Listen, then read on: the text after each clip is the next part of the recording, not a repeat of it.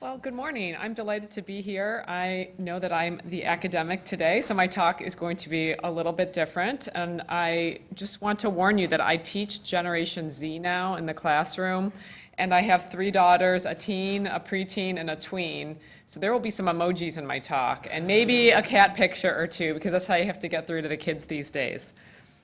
Since my background may be different from a lot of you, I have a bit of a background slide.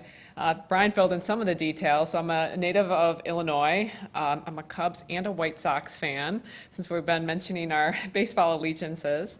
I was at VCU for 7 years. That was my first faculty position, and then I moved to UW-Madison. The last 2 years, I was the assistant dean for graduate affairs. It was a great challenge, and it was a lot of fun to really make a difference across the entire college. So in our college, we have about 1,500 graduate students. I'll talk about my work in analytics today. I would describe myself as an applied optimizer. So I do a lot of optimization, and I work closely with a lot of different stakeholders and people with the problems. I've been lucky enough that not all my work has been academic. Some of it has had impact and influenced policy, and I'll talk about that today. I think we're talking about moving to decisions and usable information. I've also, I'm finishing up my 2 terms as the Inform's Vice President of Marketing Communications and Outreach. So I've been on the Inform's board, and we started an advocacy effort 2 years ago. And so you might have heard of the Inform's Government and Analytics Summit. And if you're interested, just shoot me an email or give me your card afterward. We've had summits 2 years in the last 2 Mays, and we've brought in different folks from congressional offices as well as some Inform's experts. And the goal there is really to have a bigger influence of the things that we do. A lot of our work that our Inform's members do, which is mostly academics but not all academics, a lot of the work does influence an agency or a company or a local government, but we've been looking at more broadly influencing Congress so that there's funding for scientific research and that our research can actually influence policy or legislation. So we've been off to a good start, but if you're interested, let me know. And then on the side, I have these 2 blogs, Punk Rock Operations Research and Badger Bracketology. So I find sports is a great way to get students interested in the work that we do. In terms of my research, I'd put a lot of my research in a few main buckets. My early research was on aviation security policy, and I started my PhD in September 2001, and happened to start working with somebody who'd already done research on aviation security. So my advisor was incredibly forward-looking and knew a good problem when he saw it, even if it wasn't necessarily an issue of national concern at the time in the late 90s. After I graduated, I started working a lot in fire and emergency medical services. I partnered with a couple local agencies in the Richmond area. They had some problems. All of this is publicly funded, so you can't really get a lot more resources to solve the problem, and then the recession hit. So there really weren't resources there, and we had to think outside the box. I'll talk about some of that work, which I've continued since moving on to UW-Madison. And a few years ago, I started working on infrastructure protection and cybersecurity, really focusing on supply chain security. And this was with somebody I knew at Sandia National Labs. And I've been continuing this work at UW, looking at how to protect our complex systems, which is very decentralized, to help the research mission. And of course, I do a little bracketology. My talk today will really focus on aviation security policy and my fire and EMS work, which has made the most impact in practice. All right, so when I talk about analytics, that word means a lot of different things to different folks. So I want to present to you what I see as the analytics spectrum, and I'll tell you where I sit on it, and this may help you fill in some different ideas and takeaways from my talk. Okay, so we have the spectrum here from data to insight to decision. And this actually requires different methodologies for these different parts along the spectrum. So in terms of the data, we might ask questions like what happened and why. You can use statistics, artificial intelligence, machine learning, data visualization. These are really looking at the past to understand what happened. We can move more to insight, which is a little bit more forward-looking. look at forecasting, simulation. We can build a lot of models like queuing, which helps us predict what will happen next. And then most of my time is spent over here under decision. So what should we do in a complex system? So our typical tools are optimization, and there's a lot of sub-tools under optimization, as well as some types of simulation. All right, so today's about getting usable analytics and usable information. But all these tools across the spectrum are important, and they do answer different types of questions, and they help us get there.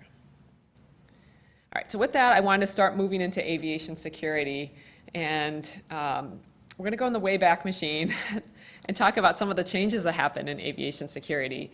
So we think about like this massive change to aviation security after September 11th. And in reality, there was a change a few years before then. Aviation security hadn't changed very much from the early 70s to the mid 90s. But in the late 90s, there was a push for better security. And this was because of Pan Am Flight 103. And I forget the exact flight number, but there was in 1996 there was a flight that crashed, and at the beginning of this investigation, they thought it was potentially a terrorist event instead of just an accident.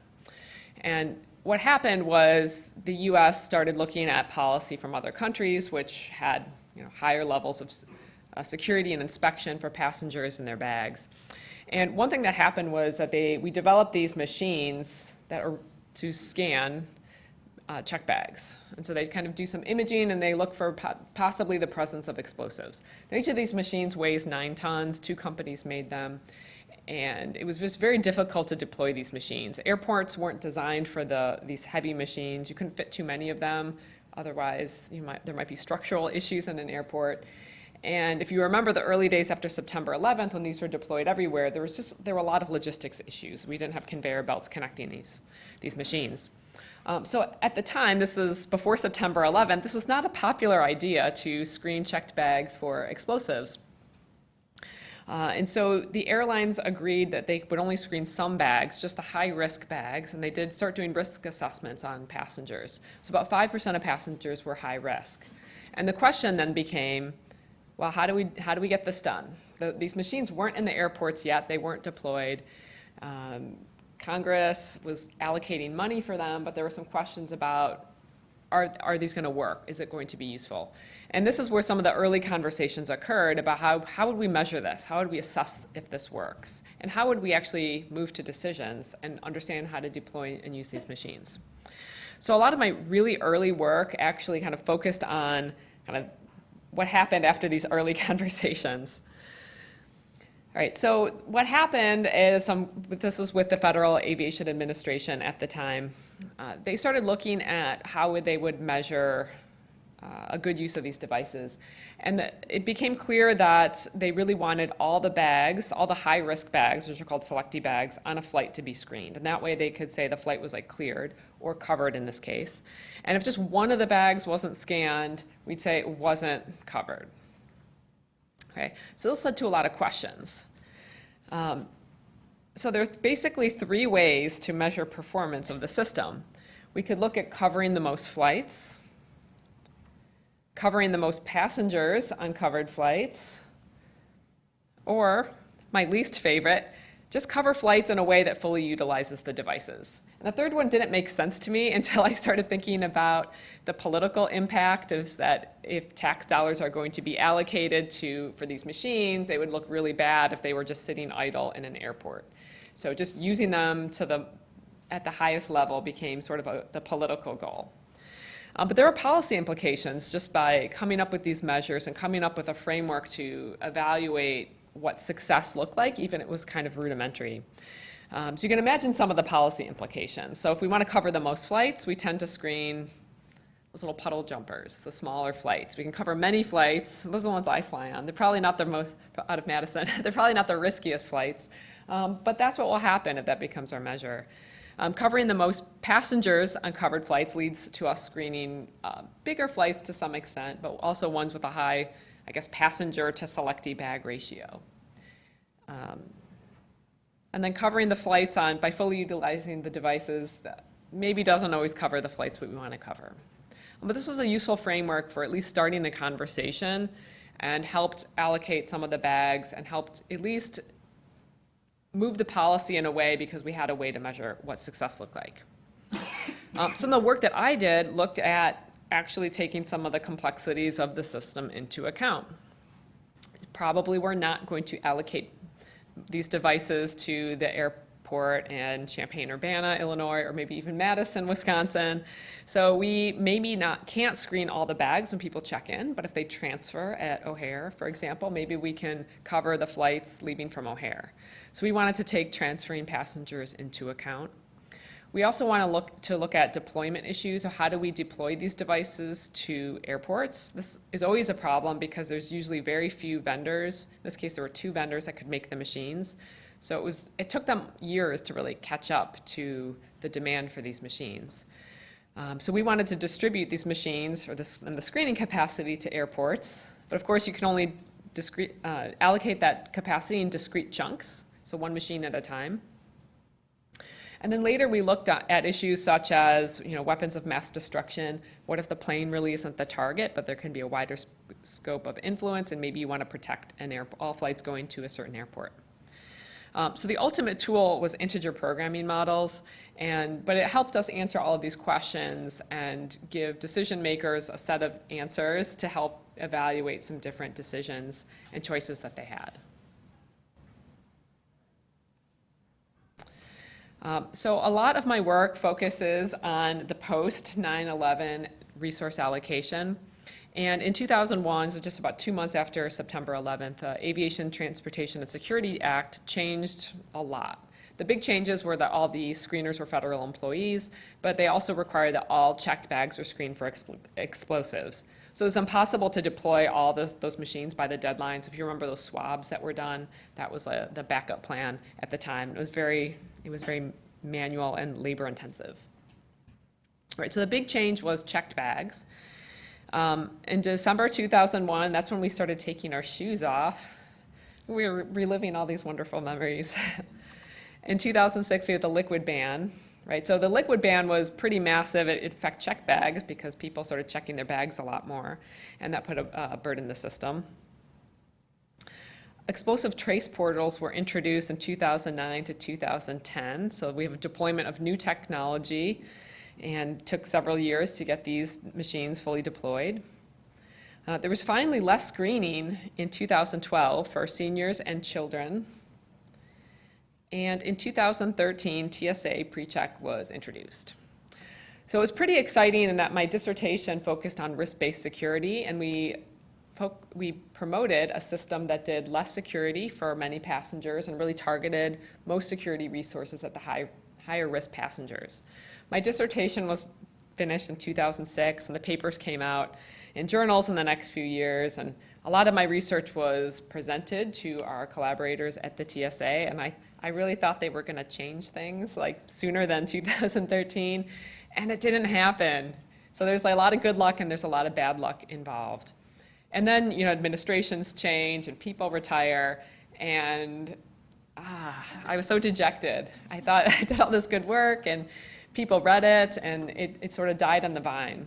Well, somebody joined the TSA years later who had an OR background, read a lot of the papers, wrote a master's thesis on aviation security, and then at some point the TSA was considering new and improved paradigms for screening passengers. Maybe it'll be more like Israel, maybe it'll be more uniform, maybe we'll use this middle way, which is kind of what TSA PreCheck is. And so some of my research that did the math was able to help justify this change. And it was nice having technical details and data and analysis, even though our data wasn't real data. It was all published publicly, so it was realistic data. But it helped move the conversation forward, and it helped influence TSA PreCheck. So that was pretty nice. That was pretty exciting. So there's bad luck, and then there was good luck. And that's also part of the process of moving to decisions and getting usable information, is that luck can be involved. All right, so let's talk a little bit more about what the models actually did. So a lot of the models really focus on the policy level, and it really grew out of these early conversations with the FAA about risk-based screening, and this was in 2001. So they were still in the FAA. They were still the FAA for a little bit, And they really were interested in matching risk because they had been doing these risk assessments on passengers, and they knew that about 95% of passengers could be cleared of being a risk. And they really wanted to match them to security devices or procedures. These are things that were either in use or could be in use or were under development. Right? So it's always a moving target. Security is always a moving target. And they wanted deployment questions like what's the right mix of security classes that we should have. There was really one before September 11th. Everybody was screened the same way. And then they were also on the side developing some tools to assess risk. So I use those tools just as a black box. I didn't actually develop those, but some OR folks did improve their pre-screening, and now they have the Dynamic Aviation Risk Management System, so DARMS, is a paradigm for assessing risk using many different data points. What was helpful for us initially, since we didn't have data, right? So you don't always have a lot of data when you want to influence policy or make decisions, especially in really new areas. But we had a lot of assumptions that we could make that were useful. So we operated under the very realistic assumption that most passengers are low risk, and the more you know about the passengers, the more likely you are to know that they're low risk and can clear them of being a risk. We also assumed that security resources are limited. And I mean, we'd like more resources, but we live in a very resource-constrained world. And we don't also want so many resources that it takes hours to get through security because there's so many procedures.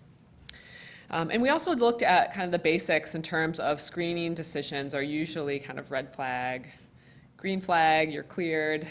There can be alarms, so false alarms and false clears. And the false clears are the ones we worried about. Of course, the false alarms really drive up your costs and your waiting times. But this is our basic framework that we use. So very simple ideas, simple tools, and the question was how could we sort of put it all together? Brian told me not to have a lot of math in my talk, so don't have a lot of math in my talk, so I put comics in here instead. But we used a lot of different models, a series of models that looked at deployment models. So how do we do the screening ahead of time? We know we have a big pool of passengers coming. What's the way to design security classes? Do we want a bunch of different classes and a bunch of different lanes people can go through in the airport or not? But really, we are really selecting the design of the system. We want to assign the passengers we expect to arrive to those classes. And of course, we have resource constraints. So that could be a budget constraint, that could be capacity constraints. There's a number of different ways we can look at it. And we also looked at the real-time allocation. So how do we sort of deal with queue management and these capacities while passengers are arriving sequentially to a screening station? And we use integer programming models to answer the design question, and Markov decision process and control theory models for the real-time assignment. And then we also looked at questions like, well, what if we kind of get it wrong? What if this is a risky day? Can I time my arrival so that I get into get lighter security? And these are the types of questions that we asked.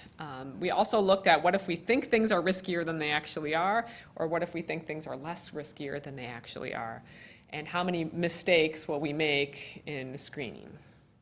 And this is more important for the real-time decisions, but these are all questions that we had to look at in terms of implications of how a system would be used. All right, so it ended up being pretty interesting. We found that the methods worked pretty well. Of course, the risk-based security was more effective than uniform screening, which is screening everybody the same, and definitely of random screening. So if you think that the risk is only, we knew that we could clear most people of being a risk, so it seemed silly to ignore that information in the screening. And any additional information that we had from intelligence or pre-screening, that really helped us use the resources a lot better. Most of the way that we thought about it in terms of the results was that we want to match risk to resources. And we can do this if we target most of our resources to the risky parts in the system. So I mentioned that what if we think passengers are a little riskier than they are, or what if we think that they're less riskier than they actually are? And it's better to be an optimist, right? So if you see risk everywhere, it's very hard to use resources wisely and to target them. If you kind of trust in the process and the risk assessments, and you can understand that most passengers don't pose a threat, it's easier to target the resources where they need to be. And that ended up being a little bit more robust when we looked at the real-time systems. So all of this was helpful on some level. We presented some of the work early on, but later it helped answer some questions that the TSA had. TSA PreCheck implicitly assumes that most people aren't a risk, right? Which is why it can help target these resources, focus the attention on the passengers who aren't in PreCheck or aren't able to be in PreCheck, and it can reduce risk in a low-risk, resource-constrained environment. So one way I like to look at the whole issue is that we know that we can't find a needle in the haystack. We know that these risks are very rare, and pre-screening and checkpoint screening often doesn't find the real risks. We find a lot of guns that people accidentally carry on planes and the nail clippers and whatnot. But we can't really always exactly find the threats that are out there. But the way I like to look at it is that we can make a smaller haystack, and we want to target the resources at the smaller haystack, and that helps us make the most of the resources that we have. All right, so this is one part of my research that I was lucky to have made some impact and influence policy. I want to switch gears a little bit and talk about emergency medical services. So I do a lot of risk-based screening in emergency medical services, and now we want to match ambulances to patients in real time. I've worked in this area for over a decade, and I've had various communities use some of the results in different ways. And I want to talk about some of this research. I'll start with just how this all works. So that in terms of what happens, which is usually a call is sent in via 911 call. So first there's an emergency, then the call is placed, and a unit is dispatched. The unit here is a vehicle. So all that happens in the call center, and I haven't studied that yet. Most of my work actually looks at when the vehicle is sent to a call. So this is the green box here is what happens when an ambulance or a fire engine responds to a call. So the unit is dispatched, it's en route, it arrives at the scene. That box is a special color because that's a special time. And the goal for all of these systems is faster response times. It's a very well-posed problem in that regard. When the ambulance arrives, care is provided, and then the ambulance takes the patient to the hospital if they need to go to the hospital, or they return to service at the end. So we measure response times. If you're the patient, I'd measure response times in a different way, from the emergency to when care is actually provided. And so if we're actually looking at healthcare and saving lives and making a difference, we probably want to take that into account. And so a lot of my research focuses on getting it right from the healthcare perspective. The challenge, though, of course, is when you send an ambulance to a call, sometimes they're unavailable for a long time. So a lot of the work that I've done has been in these semi-rural communities where it takes about an hour and a half for an ambulance to take care of a patient. It's non-preemptive service. So when you send an ambulance to a patient, they're gone for a very long time. And that means that ambulance is unavailable for other patients. All right, so now we have trade-offs across time and space in a complex environment. Unlike the aviation security application, I have a lot of data here that I can work with to help build the models and answer questions. All right, but to sum up some of what I've done is I focused on tiered ambulance systems. When you have a mix of vehicles, and the mix of vehicles can be, I have ambulances, and then I have fire trucks or maybe SUVs that can't take patients to the hospital but can do patient care. And there's also a mix of personnel. So even on an ambulance, you could have a paramedic or you can have all emergency medical technicians. And paramedics can do a lot more at the scene, which is really important for certain types of patients based on what they need. All right. So the question is, again, it's how to match resources to demand, much like in aviation security. So we want to match vehicles to patients. We can do this in terms of deploying these vehicles to stations, and then we can look at real-time routing decisions, or we can do both. And ultimately, we want to look at patient health. So I really prioritize the patients. There's a smaller fraction are low risk in ambulance settings, but knowing certain patients are really low risk really helps us optimize our resources. All right, so I'm going to illustrate some of the solutions with emojis rather than with the math. But some of the methods I use are Markov decision processes for real-time routing, integer programming, stochastic programming, and also spatial queuing models. So you need to use the right tool for the right job.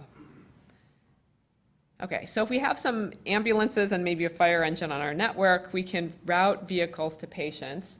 So if we just naively sent the closest unit to a call, we could take an ambulance. The ambulance would then take the patient to the hospital. That takes a while. So another more serious patient may arrive at the scene, and now there's not a nearby ambulance for this patient. And so a more distant ambulance must travel to this patient, and this isn't good.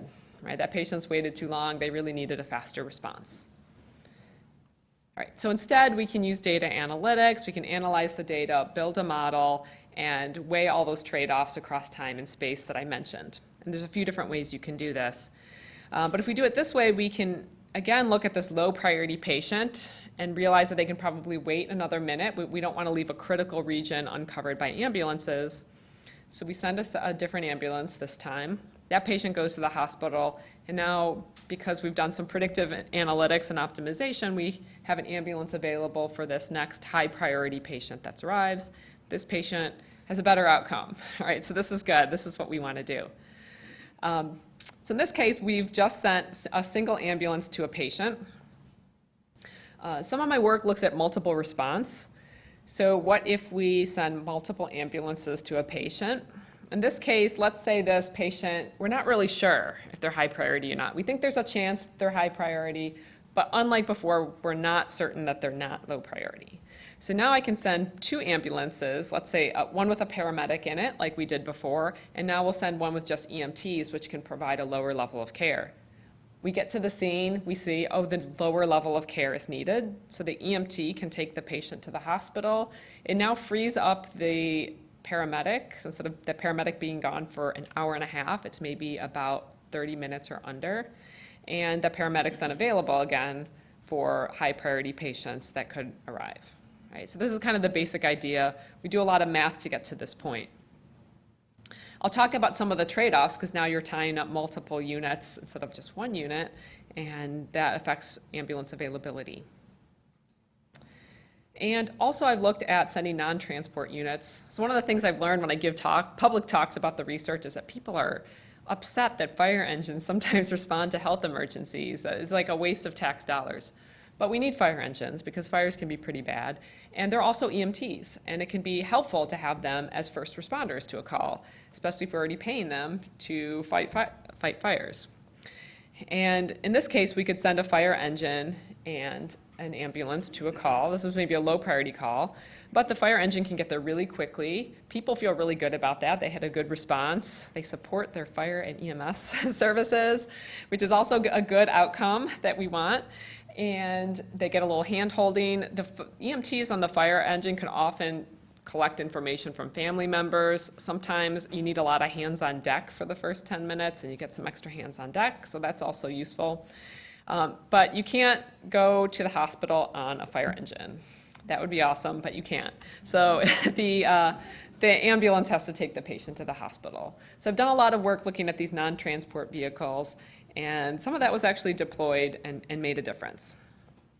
All right, so one of the things to think about when you're doing this, and you're not using emojis, is that we do a triage. There's a triage system when you call 911. They use software. The triage is very static. It's not tied to resources. When you look at resources, what happens is that patient triage level is really dynamic.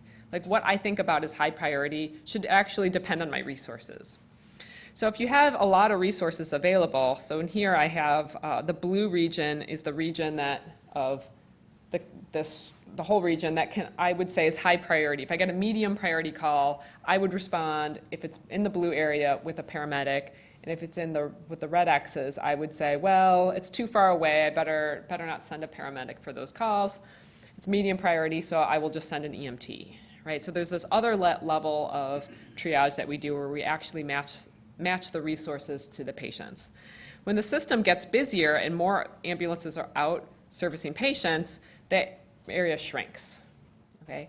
So whether or not my call is considered high priority depends on how many ambulances are serving patients and where they are, right? And so that's one of the insights that we get from this research is that, it depends, right? I'll talk more about some of the multiple response and the non-transport vehicles. I did a paper a couple years ago just on routing fire engines to calls, and what we noticed in the data is that these were very highly correlated, so many fire calls need many vehicles to respond, and a lot of times it's low priority. But there's a lot of correlation, and we can't assume independence. So you have a fire, and then you send 3 fire engines and ladders, and then they all free up at roughly the same time. And there really wasn't a model in the literature that captured this. So I worked with a student, and we came up with a model. It's based on the hypercube spatial queuing model. We published it in a paper and got a call from somebody in Canada saying like, oh wow, this really solved one of our problems. Can you send your code so we can implement it in our computer-aided dispatch software? So that was like the easiest way I've ever made a difference, but it was a very well-posed problem. It was something that could just be added to software that already existed, and it was just kind of like a minor tweak to help them do what they do better. Most of the time, those aren't the problems we're solving, but if there is a problem that's there, that's usually an easy path to implementation.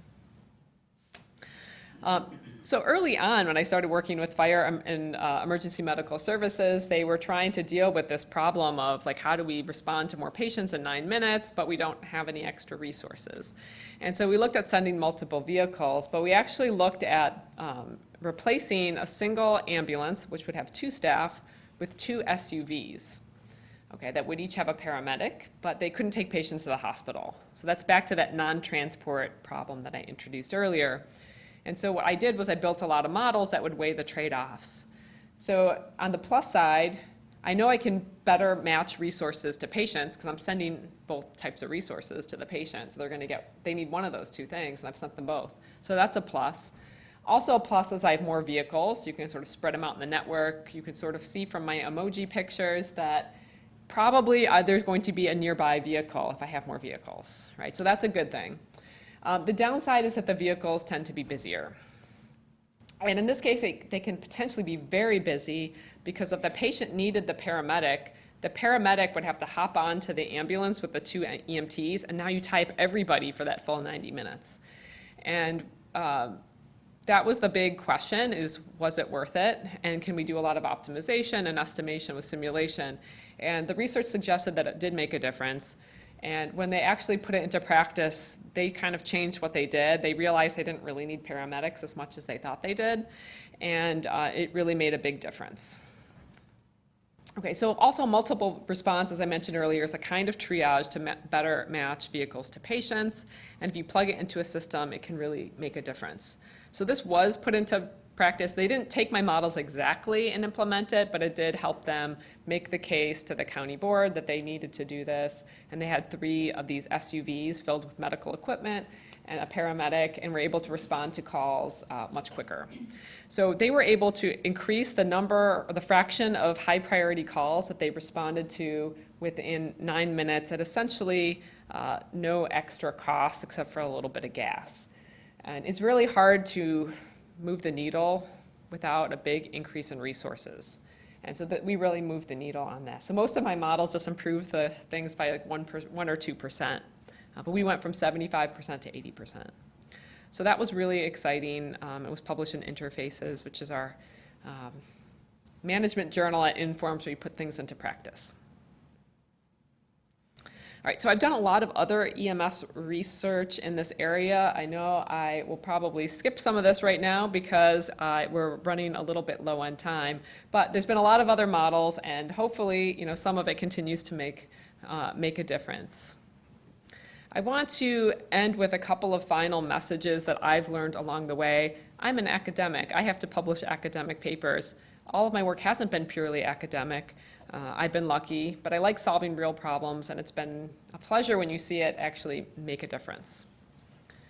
I've talked about moving from insights to decisions in a few different applications, so mostly in aviation security and fire and emergency medical services. I didn't talk about disaster response, but there's more that I could say there. But there are some common themes here.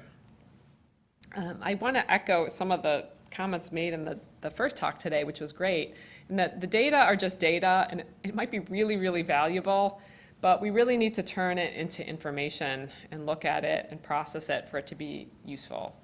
And I like to go one step further and apply advanced analytics to that data and information and build a model so we can make better decisions. I'm often asked about a lot of my data, and I want to point out that you don't always need big data to make a difference. My aviation security research used very little data, and it was all realistic but made up data or estimated with public values. Most of my other research doesn't use big data, and my sports analytics research uses very little data. I can really accurately rank college football teams, as well as an expert, just by using a few games of output over the season. And to me, that's beautiful, that we can actually get deep insights with not a lot of data. But if you have big data, use it. It's a good thing. In terms of getting usable information, I talked about Canada using one of my models in their software. So you can get tools, right, if the problem is well posed. A lot of times what we need to work on is not the really well posed problem and moving things just a little bit. What I find is that the analytics can really introduce new ideas and new ways of thinking about things, and really create a framework to discuss those ideas and the benefits and the trade-offs that we have to make. And to me, this has been the most useful way to interact with stakeholders and people with the problems, is that they're looking for ideas. And the more data that we can apply, the more analytics we can use, that this really helps move those ideas forward far enough that we can eventually get to a well-posed problem that we can solve. Analytics can also influence policy. So it's not always something we're going to take this tool exactly and implement it, but we can make a big change that will really affect a lot of people and kind of set the tone and the policy in the future. And this is also a good thing, and it comes out of the ideas, that discussions. And finally, I think analytics are really optimistic. I mean, we do all this stuff because we believe we can make a difference. We're talking today about moving towards decision and usable analytics, and I think there's a lot of optimism there. And Bob sat down next to me and he said that he hoped my talk was more optimistic than his. But he didn't see that it really is. All right, anyway, so those are just my thoughts from a mere academic. I'd be happy to answer any questions that you have about some of my experiences and my models. Thank you.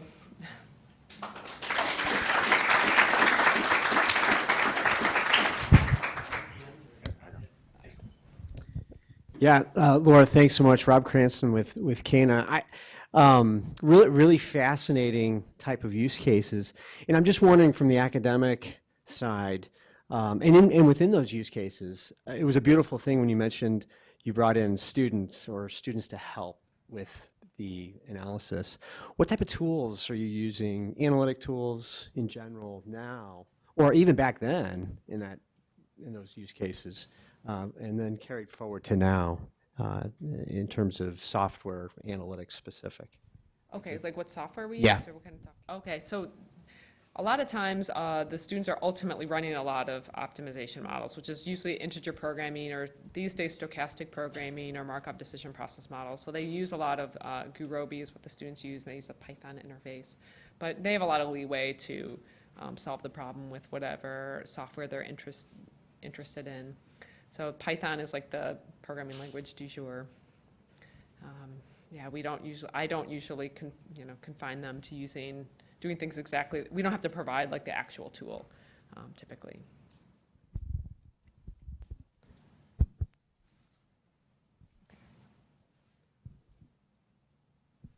Hello, thank you very much for your presentation. My name is Heather Walters. I work for CNA. Okay. One of the things that I was thinking of listening to both this presentation and the prior one, with the TSA pre-checks, what you've essentially done is reinforced or rewarded individuals for providing additional risk information about themselves, right? Yes. And one of the things we talked about last time was getting data sharing together.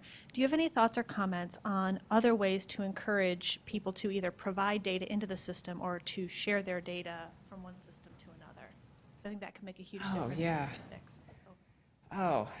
So that's a really good question. So I think this is one of the things I've learned from my friends in human factors in my department is that, and a lot of times in OR we say, just give me your data and I'll use it to solve the problem. We don't think about that other question, which I think is really, really important, which is, what kind of data do we really need to solve the problem? So once you start getting into things and looking at what's available, you start making your wish list. But a lot of times, as an OR person, I sort of give up, and I'm just happy to get some data at the end of it. I want to learn more about your specific application. But I remember reading something a couple years ago that your question reminded me of, about how the fashion industry is really doing that very well in the industry, and they're asking people how things fit, like very specific questions, and trying to get that data so that they can learn more about exactly how you as an individual like your clothing to fit, and can make better suggestions. And I thought that was really interesting in terms of like actually asking people very specific questions that would be very usable on the backside. And we don't really do that with aviation security, do we? And or things along the way. So I think that there's room for improvement there. I'm not a super expert at that in that area, but I thought about it with that fashion example a couple years ago, and that maybe I should be more cognizant of the data that I need and can try to collect. I'll be happy to connect with you later if you have additional thoughts. Hi, I'm Ian Beaver. I'm with Verint Next IT.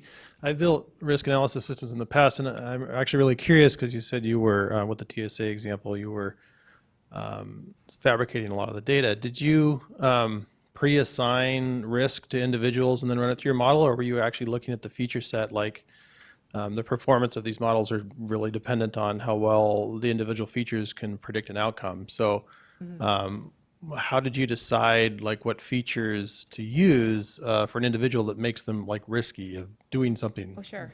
Yeah, so that part was of course the hardest part of this, because I could estimate everything else with publicly available data in terms of throughputs and whatnot. But that was something that we had direct feedback from the folks at the FAA and later the TSA in terms of, we can think of giving people a risk score, and then we came up with some ideas for how to model that, and we were given feedback on which ideas were better than others.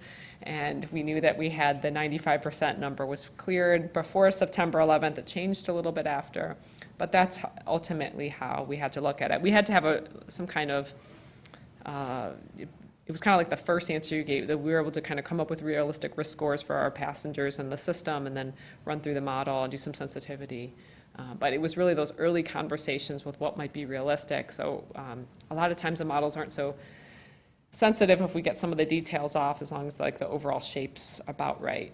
And this is one of those cases. So we need to make sure we were kind of in the ballpark close enough.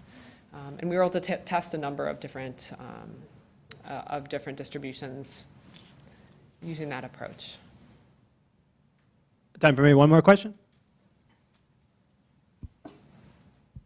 Thank you for the talk. I'm Matt Goldberg. I'm here, one of your hosts. Okay. We all have security, those of us in DoD have security clearances and sign non-disclosure agreements of various types to work with data in our world, like Bob Daigle. What kind of restrictions, briefly, do you have? You sign non-disclosure agreements. Are there restrictions on what you can publish, and are there restrictions on the kinds of graduate students, for example, U.S. citizenships, or does that not come up? Oh, yeah, basically that doesn't come up. Things are very open in academia. If I do some work with somebody, there's usually some discussion about the data, and I don't share, like I wouldn't share proprietary data, but I can share, like, if you do a lot of cleaning and aggregating to create a data set for one of the models, and then I might share some of that. But we have those types of discussions. Usually more than half of our students at Wisconsin are international. So we do have some funding, some sponsors, like with the DoD, where there are some restrictions. So I will say that it's not like it never comes up. But things are pretty open. We always want to publish things, and I'm always upfront about that with folks. I've worked in secure environments, so I kind of know where you're coming from in that. But yeah, ultimately what happens, even with a lot of the DoD research, is that you kind of carve off this piece that you can do in a very open framework. I've been doing some cybersecurity and talking to some folks on campus, and I'm getting a little slightly different answer, that some of the grants and contracts require different levels of protocols to be implemented a little bit up front, but that's not so much about which students can be involved. All right, let's thank Laura again. Great talk.